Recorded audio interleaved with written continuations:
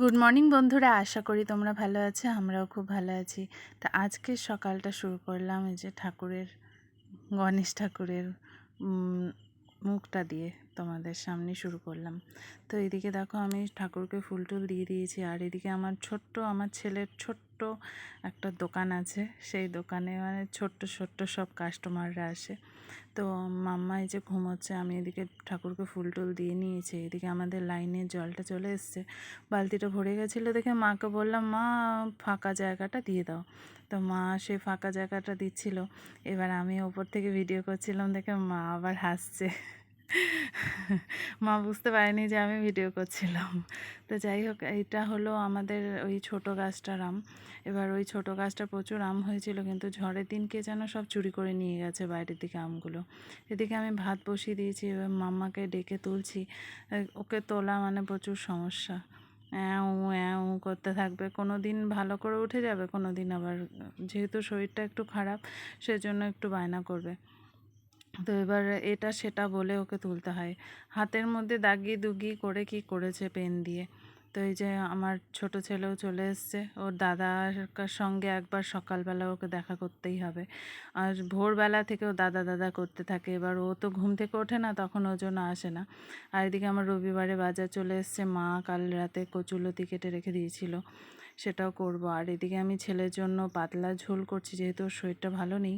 সেজন্য আমার যা কই মাছ দিয়ে গেল, কই মাছ দিয়ে ওই সবজিটা দিয়ে ঝোল করব। এদিকে ঝোলটা বসিয়ে দিয়েছি, এদিকে মাছটা ভেজে নিচ্ছি। ওতে দিয়ে দিলাম, আমি কিছুই দিইনি, ওতে 5 ফোড়ন দিয়ে নুন হলুদ একটু জিরের গুঁড়ো একটু আদা কুচি দিয়ে করে নিয়েছি। আর এদিকে আমি কচুরলতি করে নিলাম কাঁচা লঙ্কা আর রসুন ফোড়ন দিয়ে। আজকে আমি সর্ষে বাটা দিয়ে করব। এদিকে ঝোলটা হয়ে গেছে, আমি মশলা বেটে নিচ্ছি, একটু সর্ষে বাটা। আর যেহেতু চিকেন অল্প আছে সেজন্য চিকেনের মশলাটাও করে নিলাম। তো আমি সর্ষে বাটা এই যে দিয়ে দিলাম। দেখো আমার কচুরলতিটা হয়ে গেছে। এদিকে আমি তোজো পাপাকে বলছি তুমি মাংসটা করে নাও, আমি ছেলেকে খাইনি, কারণ ওর শরীর খারাপ, খাওয়ানো নিয়ে বিশাল ঝামেলা। তো তোজোর পাপা তখন ওই চিকেনটা করে নিয়েছে। তারপর খাই দাইয়ে আমি তোজোর পাপা তোজোকে নিয়ে বেড়াতে চলে গেছে। ওইদিকে ছোটোটা আমার কাছে আসার জন্য দেখছো তো সিঁড়ি কেমন করে উঠছে। এদিকে ওরাও ঘুরে চলে এলো। আমি এদিকে ঘরের কাজগুলো সেরে আমি নিচে চলে এলাম। এবার বাসনগুলো ধোবো, অনেক বাসন জমা হয়ে আছে। আমাদের লাইনের জলটা বেশ ভালোই দিচ্ছিল আজকে। তো ওই দিয়ে আমি কাজগুলো সেরে নিলাম। এরপর ছেলেকে স্নান করাবো, এইসব কাজ বহুত বাকি আছে।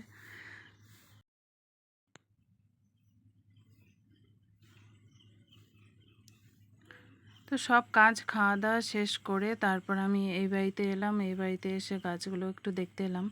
তো গাছগুলো বেশ দেখো, মানে প্রতিদিন একবার করে আসা হয়, ভালো লাগে দেখতে গাছগুলো।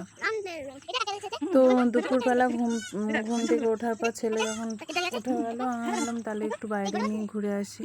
তো বিকেলবেলাটা বেশ ভালোই লাগছিল, বাইরেটা বেশ হাওয়া খেলছিল। তো ছেলেকে নিয়ে একটু পার্ক দিয়ে বেরিয়ে এলাম। তো ওই দেখো ট্রাক্টর দাঁড়িয়ে আছে। আমার ছেলে আবার এইসব খুব পছন্দ করে। আর এই যে সব ঘরে ঢুকছেন, গরু বাছুর ছাগল যার যত যা ইচ্ছে। আর এদিকে দেখো আমাদের বাড়িতে সন্ধ্যা প্রদীপ দেওয়া হচ্ছিল, তখন এদের কাজ দেখো। এই হচ্ছে চলে সারাদিন আমাদের, এই চলে।